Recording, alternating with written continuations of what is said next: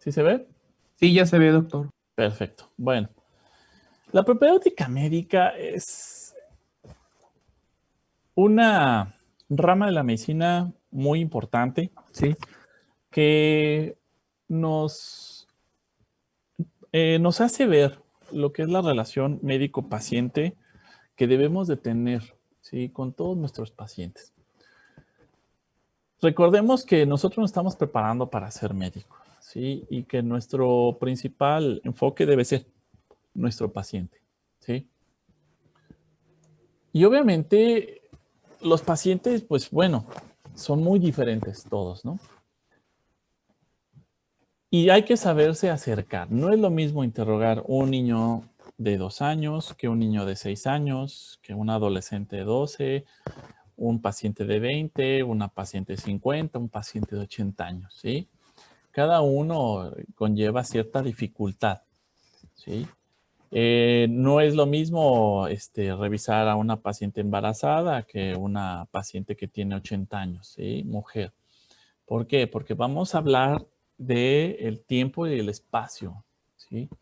Y tenemos que ubicarnos en muchos factores que tiene el paciente para poder dilucidar, para poder saber qué es lo que tiene nuestro paciente. Entonces, para la propedéutica médica nos vamos a valer de muchas cosas, ¿sí? De muchas ramas de la medicina para identificar qué es lo que le pudiera estar pasando a nuestro paciente.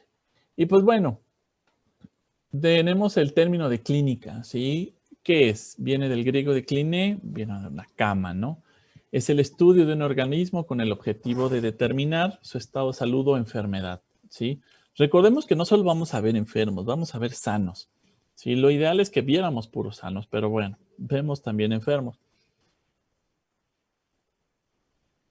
Establecer el diagnóstico, sentar un pronóstico, ¿sí? Instituir un tratamiento y fundar unas bases para su patología, ¿sí? Esto es muy importante. ¿Por qué? Porque hay que determinar su estado de salud o enfermedad. ¿Qué pasa? Pues va un paciente con ustedes y les dice, pues es que vengo porque tengo tos, ¿sí? Ah, ok. ¿Y solamente tiene tos? No, pues fíjese que también tengo algunos días con dolor de panza, pero vengo por la tos. Ah, caray. Sí, entonces el paciente ya hace como normal tener dolor abdominal cuando no es normal. ¿Sí? Entonces eso lo tenemos nosotros que determinar. ¿Sí? Si lo que el paciente no nos dice o no nos quiere decir también es parte de la enfermedad o de otra enfermedad adyacente. ¿Sí? Y obviamente pues tenemos que establecer un diagnóstico. ¿Sí? Recordemos que en medicina no podemos decir no sé todos los días. ¿Sí? Hoy me dicen, no sé, doctor, pero se lo investigo y mañana le digo. ¿Sale? Por decir, ¿cuál es el vector que transmite el dengue, jóvenes? Mosquito. ¿Cómo se llama? Amarillo. Aedes Esa es de Aegypti, ¿no? aegypti. Exactamente. Muy bien. ¿Sí? Entonces, sí supieron. Casi todos, ¿verdad? Porque los veo reír algunos, pero bueno. ¿Sí? Entonces, es muy importante identificar, ¿sí? ¿Qué tiene mi paciente, no? Entonces, ¿qué es la propedéutica? ¿Sí? Del griego propos, antes, y deuteros, enseñanza. ¿Sí? Es el estudio que nos enseña a conocer los síntomas, la manera de recogerlos, apreciarlos e interpretarlos. Ningún paciente, jóvenes, ningún paciente va a llegar a decirle, ¿sabes qué? Tengo una apendicitis aguda. ¿Sí? Ninguno. Entonces, ¿qué va a llegar? Va a llegar su paciente y les va a decir, no, pues lo que tengo, doctor, es un dolor de panza que me viene matando. Sí, me duele aquí, ya sé que no me puedo enderezar y no me ha dejado comer y me duele todo, ¿no? Entonces, ustedes van a tener que recoger esos síntomas y después observar los signos que tiene su paciente para conjuntarlos y interpretarlos, ¿sí? Apreciarlos e interpretarlos para poder identificar qué patología tiene mi paciente, ¿sale? Entonces, sí es muy importante, literal, haber leído mucho, ¿sí? Tenemos que leer mucho sobre patologías, ¿sí? ¿Por qué? Porque es necesario conocer muchas enfermedades para poder identificarlas, ¿sí? ¿Dónde se nos van las cabras al monte a los médicos? Donde no conocemos, ¿sí? Y es válido decir, no sé, pero voy a investigar qué puedes tener, ¿sí? Entonces, propedéutica es un término que se refiere a la instrucción o formación que se realiza a modo de preparación para el aprendizaje de cierta materia, ¿sí? Entonces, ustedes van a aprender, ¿sí? Cómo se hace una propedéutica, ¿sale? Yo los voy a preparar para que ustedes aprendan a interrogar a su paciente, para que aprendan a explorar a su paciente, para que aprendan a identificar esos signos y síntomas que nos van a llevar en una dirección a un diagnóstico certero, ¿sí? Es muy importante identificar, ¿sí?, lo que le pasa al paciente. No sé qué diagnóstico tiene, pero sí puedo identificar lo que no tiene. Perfecto, eso es válido, ¿sí?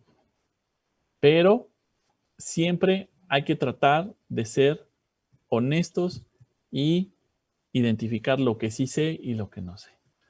¿Qué es la etiología, jóvenes? ¿Quién me dice?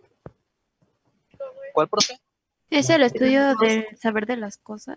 De cómo funcionan las cosas o algo así. De las causas. El origen y las causas de las enfermedades. Exactamente. Las causas. ¿Qué me causa una enfermedad, no? ¿Cuáles son los factores etiológicos? ¿Cuáles son las causas? ¿Cuál es la etiología del SARS-CoV-2, jóvenes? ¿Quién me dice? ¿Nadie? ¿No saben qué ocasiona el SARS-CoV-2? Coronavirus. ¿Eh? Es un coronavirus. Exactamente, la etiología es un virus, ¿verdad? ¿Qué me ocasiona el dengue? Es un virus también. Exactamente, ¿sí? Entonces hay que identificar la causa. Tengo un paciente que trabaja en la central de abastos, llega conmigo porque le duele la espalda, ¿sí? ¿Cuál va a ser su etiología? Pues muy probablemente que carga cosas pesadas, ¿sí? Entonces hay que identificar cuáles pudieran ser las causas, ¿sí? No me vayan a salir como alguna vez, ¿sí?, que vi una paciente que le dijeron que tenía prostatitis. Exactamente, pues puse yo la misma cara, ¿no? Dije, ¿cómo una paciente puede tener prostatitis, no? Entonces, pues, no es una etiología muy certera, ¿verdad? Entonces, es parte de nuestro trabajo. Primero es encontrar la causa. Y para eso tenemos que identificar, ¿sí?, muchos factores que tiene el paciente. ¿Y cómo lo vamos a identificar? Pues muy fácil. Vamos a hacer una historia clínica, ¿sí? ¿Qué es esto? Pues es un documento, ¿sí? Es un documento que es oficial, ¿sí? Que realmente a ustedes los va a librar de muchos problemas y está bien hecho, ¿sí? Y está bien conformado. Ustedes pusieron todo lo que vieron en su paciente, aunque no sepan qué tiene, pero lo escribieron. Sí, pues me dijo que tenía diarrea a las 6 de la tarde, todas las tardes, y también que le duele la cabeza a la mitad izquierda, nada más por las noches, y también le duele el dedo chiquito del pie derecho, nada más los sábados. Todo eso va en su historia clínica, ¿sí? Después sabremos por qué le duele hasta el dedo chiquito del pie derecho, ¿sí? Pero es muy importante identificar todo en la historia clínica, ¿sí? ¿Qué partes la conforman? ¿Cuál es su función? ¿Qué valor tiene? ¿Sí? Entonces, la historia clínica es el documento más importante que vamos a realizar nosotros como médicos para poder identificar qué es lo que aqueja a nuestro paciente. ¿Sale? ¿Qué es un signo? Alguien que me diga qué es un signo. Lo que se puede medir. Lo que se puede medir. Ajá. Frecuencia cardíaca, Ajá. temperatura. Una señal, Una señal. un indicador, sí. Un indicador. ¿Quién más?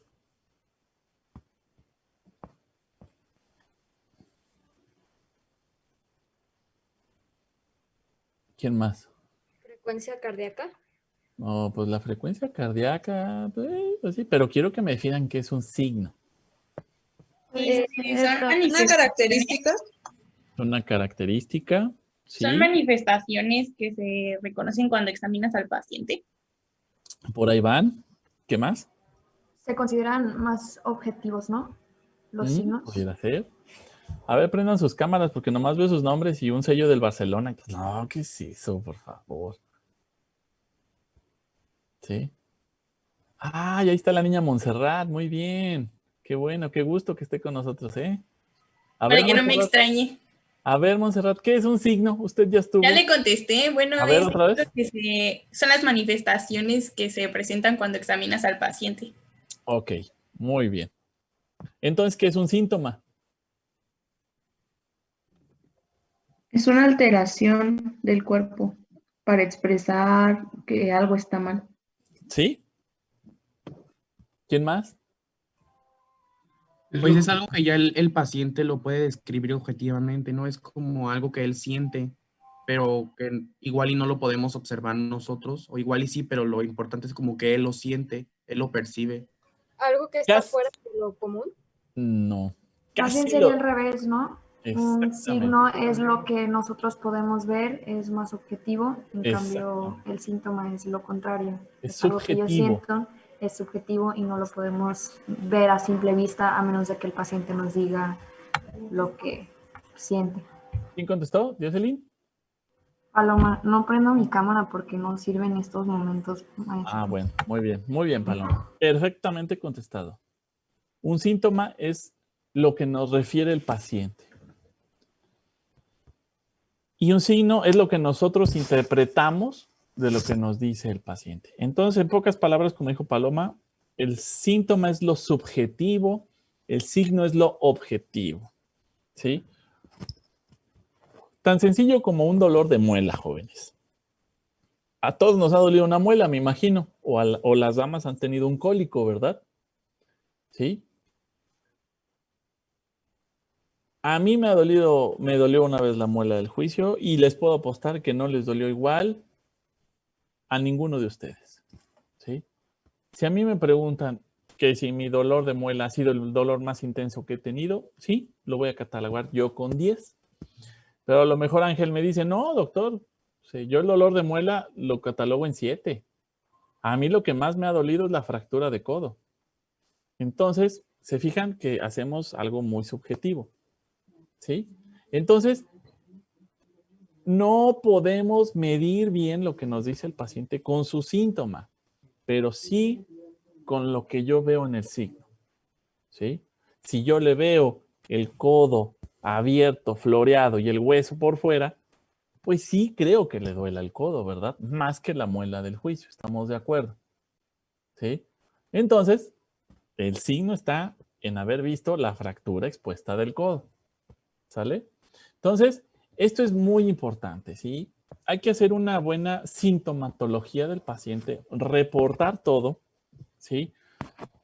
Todo lo que nos dice el paciente y después nosotros todo lo que vemos, contrastando contra lo que nos dijo el paciente, ¿sale? Entonces, hacemos una buena semiología, ya bueno, hacemos una buena sintomatología, para que al final, ¿qué? Nos dé un síndrome. ¿Qué es un síndrome? Es un conjunto de síntomas. Conjunto de síntomas que van a determinar una enfermedad, pero no es, siempre lo catalogan que un síndrome es una enfermedad, pero no es cierto, es un conjunto de síntomas en la cual te va a dar nos va a ayudar a qué enfermedad nos estamos refiriendo. Nada más son síntomas, Stephanie, ¿sí, verdad? ¿Fuiste tú? Sí. Ok, ¿nada más son nada síntomas? más, no, conjunto Ajá. de síntomas. ¿Nada más síntomas? ¿Quién me ayuda, Stephanie? Signos. Y Signos signos, también. ¿verdad? Parkinson es cuando ves que está temblando la mano, estás viendo un signo. Ajá, exactamente. Entonces, es un conjunto de signos y síntomas. ¿Qué más falta?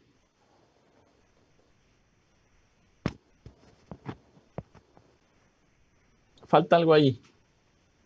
La observación del cuadro patológico. No. Que en conjunto manifiestan una enfermedad, las características de una enfermedad. Las causas, ¿Las jóvenes. causas? ¿Han oído hablar del síndrome febril? Sí, claro que sí. Todos ustedes han tenido fiebre, ¿no? Sí, ya sea porque ven al novio o la novia, porque han tenido una enfermedad, porque han tenido COVID, pero se les sube la temperatura, ¿no? ¿Sí o no? ¿Verdad que sí, Julieta? Pues nomás me haces así, pero no dices nada, ¿sí? Pero, ¿la fiebre siempre es por lo mismo? No, ¿verdad? Tengo fiebre porque hay pacientes con artritis reumatoide que tienen fiebre. Tengo fiebre por pacientes que han tenido COVID. Tengo fiebre por exposición a altas temperaturas. O sea, entonces son signos y síntomas de diferente etiología. Eso es lo que me hace un síndrome. ¿Sí? Mi paciente tiene un síndrome febril. Hay que identificar la etiología. Es un proceso infeccioso, es un proceso metabólico, es un proceso externo de exposición al medio ambiente. Yo qué sé. ¿Sí? Pero es muy importante identificar la etiología, ¿sale? Por eso se los regresé. Entonces, es muy importante tener en cuenta entonces que tenemos signos, que tenemos síntomas y que vamos a conformar un síndrome. Ahorita no hemos leído mucho a estas alturas del partido, en donde se encuentran ustedes, sobre enfermedades, pero sí podemos catalogarlos en síndromes, ¿sí? Pues mire, no sé qué tiene, pero si el azúcar está alta, la presión está alta, está usted gordito, trae las grasas altas, pues es un síndrome metabólico. ¿Debido a qué? Voy a investigar, ¿sí? Pero de entrada todo cae en lo metabólico, ¿sí me entienden? Entonces es muy importante para empezar a trabajar en esto, empezar a formar síndromes, ¿sí? Vamos de lo más general a lo más particular. ¿Hasta aquí alguna duda? ¿No? Bueno. Dentro de la formación o de la elaboración de una historia clínica, sí, hay muchos escritos que nos dicen cómo hacerla, ¿no? Vamos a revisar un poquito de historia. Ahí está la historia clínica hipocrática, ¿sí? Donde Hipócrates hizo las primeras relaciones de las historias clínicas, ¿sí? De los libros 1 y 3 con 42 historias clínicas, ¿sí? ¿Y qué hacía? Pues hacía preguntas, ¿sí? Una catástasis, ¿sí? Entonces relataban lo que le sucedía al paciente, ¿sí? Y ponían que había caracteres positivos, que era una descripción del cuadro sintomático, ¿sí? En orden cronológico, fíjense, ya desde aquí nos importa mucho el orden cronológico, ¿sí? Y unas características incompletas, ¿sí? Que eran porque había una interrogación muy escasa, o sea, no habíamos preguntado lo suficiente y no había una claridad en los síntomas. Entonces, ya desde entonces nos dábamos una idea de, bueno, no entiendo por qué tiene este dolor, no entiendo por qué le pasa esto, necesito investigar más, necesito volverle a preguntar al paciente, ¿sí? Y eso es muy importante, jóvenes, ¿sí? Cuando yo siempre yo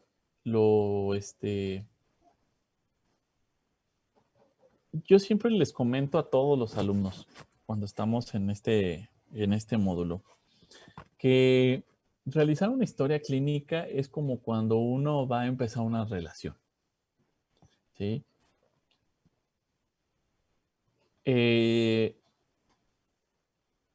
¿Todos aquí han tenido o tienen novio o novia? ¿Sí? Sí. Perfecto, muy bien. Entonces vamos bien, ¿sí? ¿Qué pasó? ¿Sí? Imagínense ese primer día en el que ustedes están con la luz de sus ojos, ¿sí? ¿Qué pasó ese primer día? Lo vieron a los ojos, los vio a sus ojitos, ¿sí? Ya hicieron ese contacto visual, ¿sale? Claro, a menos de que estén cieguitos, pero que no creo, ¿sí? ¿Y qué pasó? Sí, hubo ese contacto visual y dijeron, ok, me gustó tu mirada, me resultó interesante, me da confianza. ¿Y qué pasó? Después se acercaron, ¿no? ¿Y qué hicieron? Preguntarse sus números del WhatsApp, porque ahora todo es por WhatsApp, ¿no? Pero bueno, antes uno se acercaba y le preguntaba su nombre y dónde estudias y qué haces, y empezaba uno una anamnesis completa con la otra persona, ¿sí? Hasta que le sacabas cuando menos la mitad de la vida preguntando, ¿no? Y entonces, eso es lo que hacemos con un paciente, ¿no? Lo vemos a los ojos, le enseñamos al paciente que somos personas de fiar, que realmente nos interesa su padecimiento y que vamos a hacer todo lo posible por resolver su problema, que debe de confiar en nosotros, que vamos a hacer un buen trabajo. Eso es lo primero que debemos expresarle a nuestro paciente con nuestra imagen, ¿sí? De que puede confiar en nosotros para que nos platique lo que le pasa, ¿sale? Entonces, desde ahí es que nosotros tenemos que parecer médicos, ¿sale? Yo no estoy en contra de que ustedes tengan piercings, de que ustedes tengan tatuajes, de que traigan la greña larga, la greña corta, ¿sí? Ustedes vivan la vida como ustedes quieran. Pero una cosa sí les voy a decir, jóvenes. Muchos pacientes, ¿sí? Por creencias, por cultura, por educación, por lo que ellos hayan vivido, racionan su confianza de acuerdo a cómo se ven, ¿sí? Entonces, si ustedes no expresan esa idea de parecer médicos, difícilmente van a confiar en ustedes, ¿sale? Entonces, es muy importante que lo primero para ser médicos, pues es parecerlos, jóvenes, ¿sí? Es parecerlo. Entonces, si ustedes quieren que un paciente de alguna comunidad alejadísima de la mano de Dios, que nunca ha visto un tatuaje, que nunca ha visto un piercing, confíen en ustedes, pues bueno, le va a costar trabajo, ¿sale? Entonces, deben de cuidar su imagen. Dentro de la historia clínica medieval, ¿sí? Había un consenso, ¿sí? ¿Para qué? Pues para ver qué era el mejor tratamiento que le podían ofrecer a un paciente. Y fue donde Arnoldo de Villanova conformó los consensos terapéuticos, ¿sí?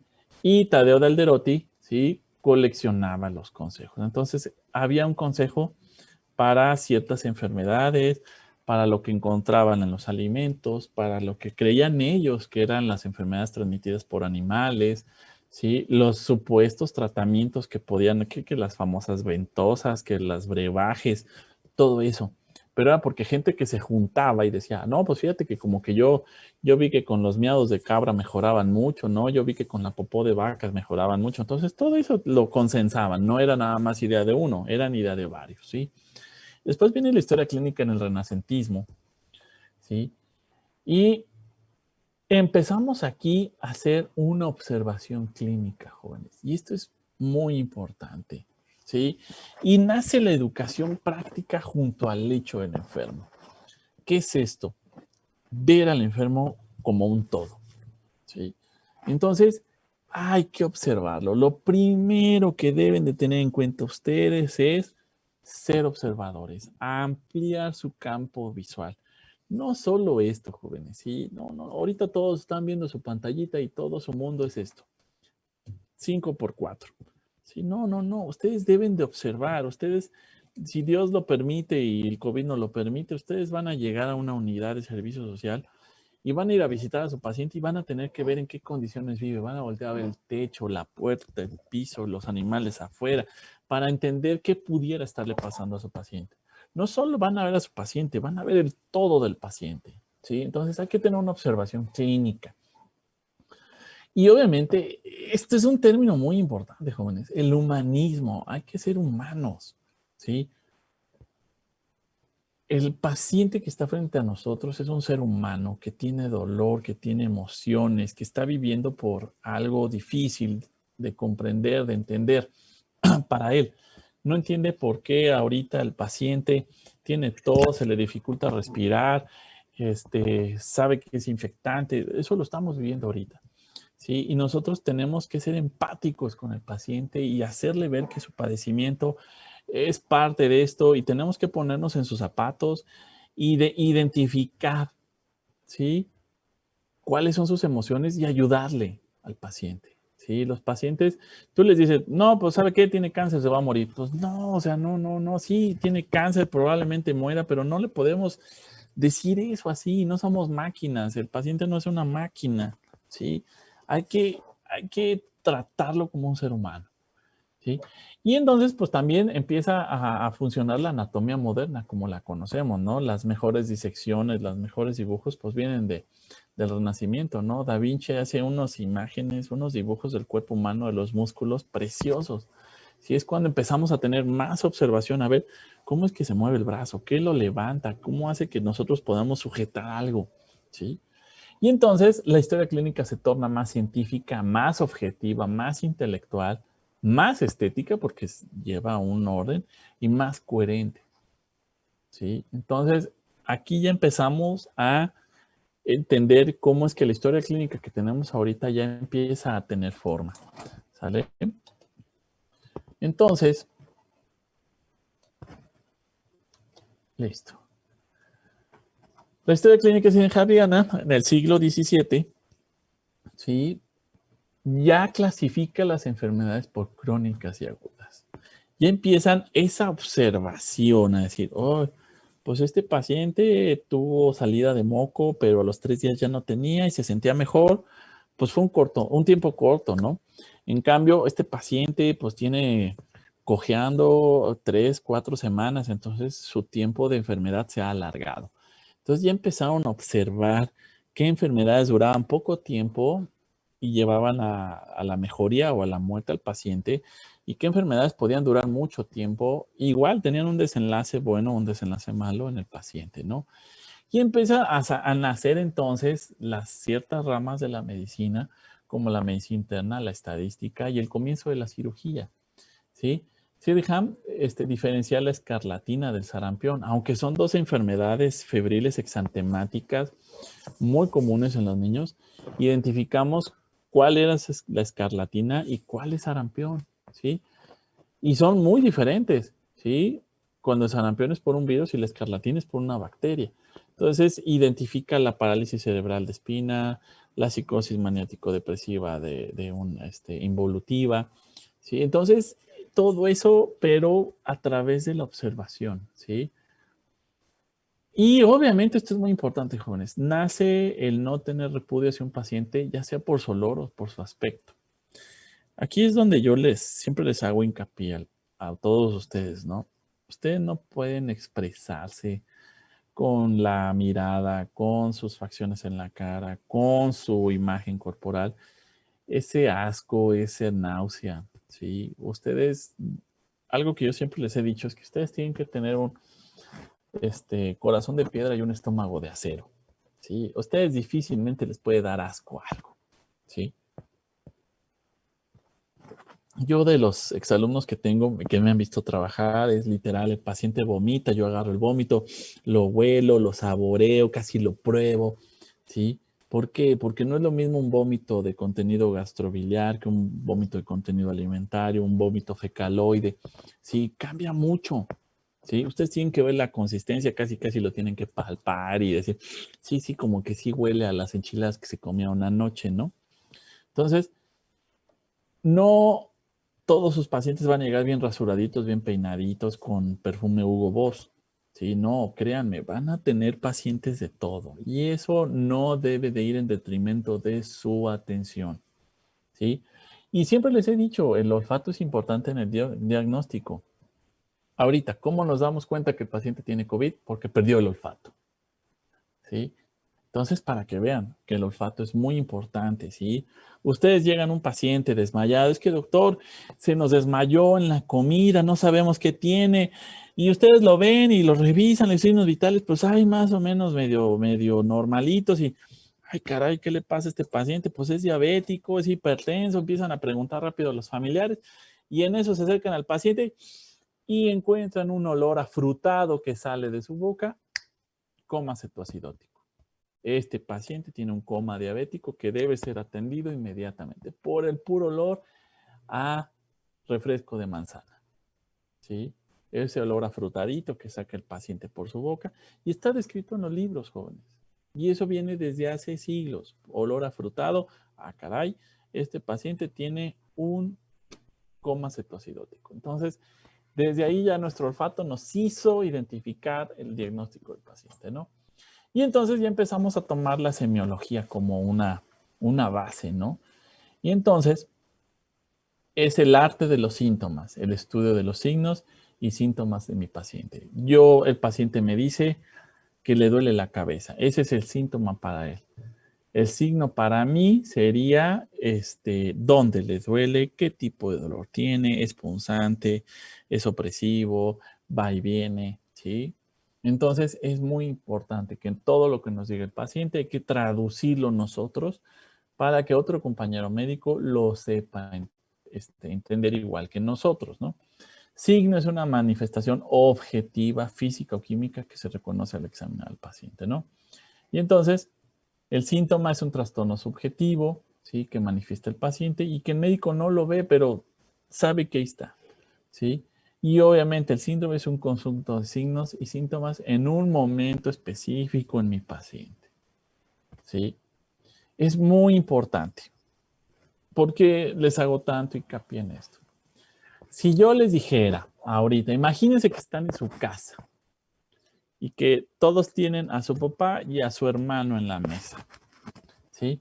Y que su papá les dijera, ay hijo, fíjate que me duele en un testículo, ¿sí?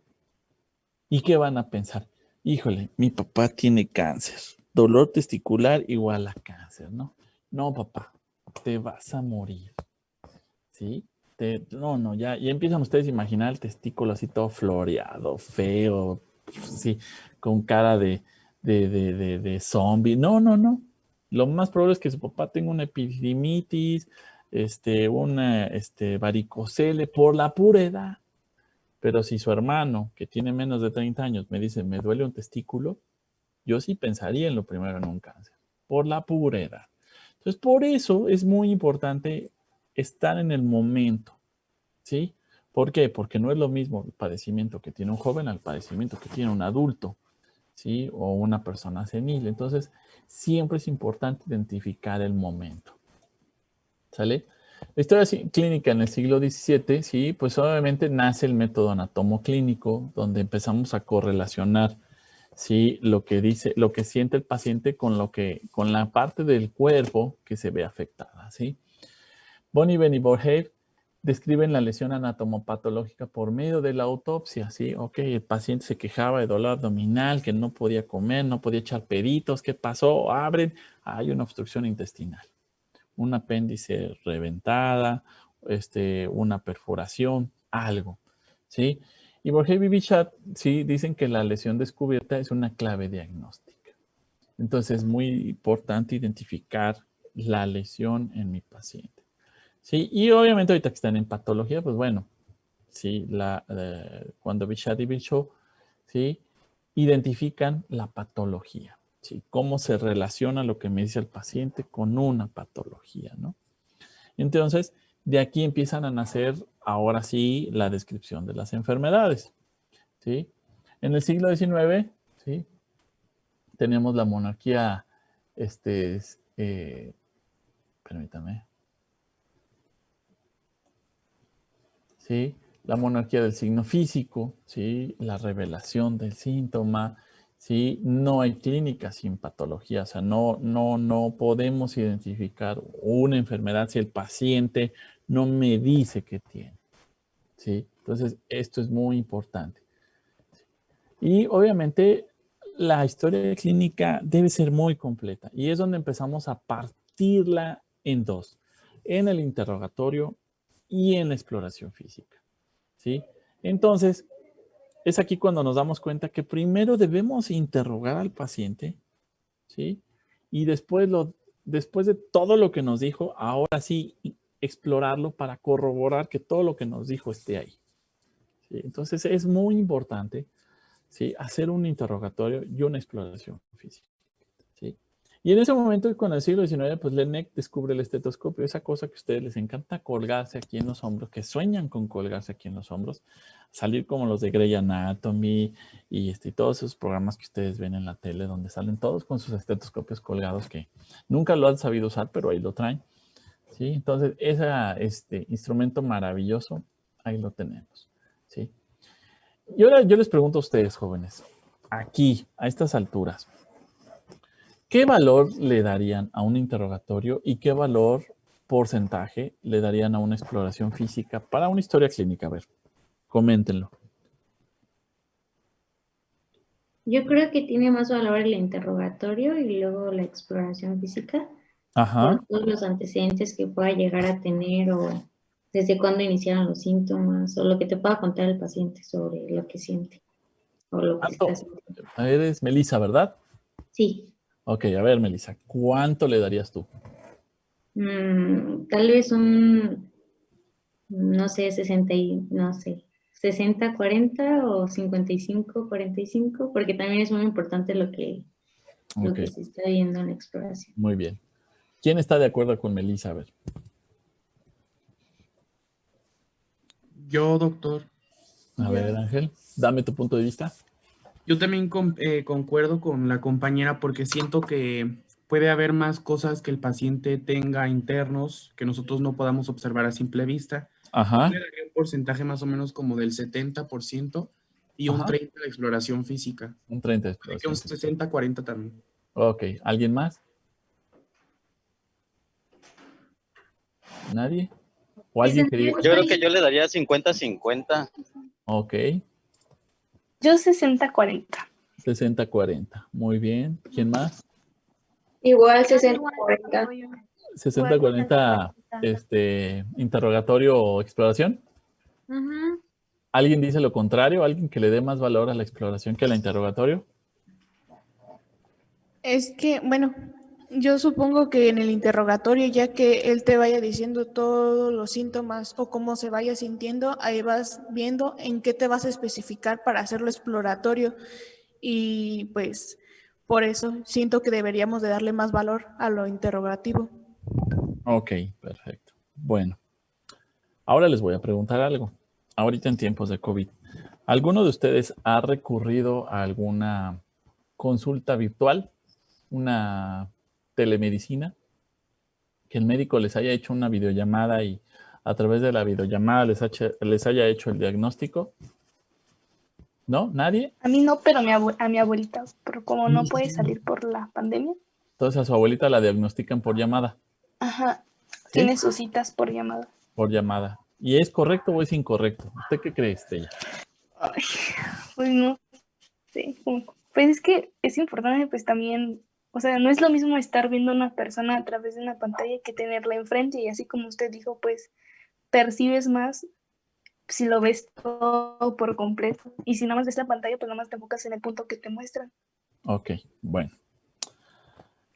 La exploración física, jóvenes, y el interrogatorio son muy importantes y tienen su porcentaje, su peso en la historia clínica. El interrogatorio anda por ahí del 80-85%. La exploración física anda por ahí del 10%, jóvenes. ¿Sí? Entonces ya me di cuenta que a ustedes les gusta agarrar la manita, ¿eh? Así que, qué bueno. Es muy importante esto. ¿Por qué? Porque si ustedes hacen un interrogatorio bien hecho, exhaustivo, que agoten todas las posibilidades, van a llegar a un 80-85% al diagnóstico. Solamente la exploración física me va a servir para corroborar lo que me dijo el paciente. Y el otro 5% para los estudios que me va a completar el diagnóstico. ¿Sí? Entonces, si lo sumamos todo, es un 100%, ¿verdad? Entonces, todo recae en haber hecho un interrogatorio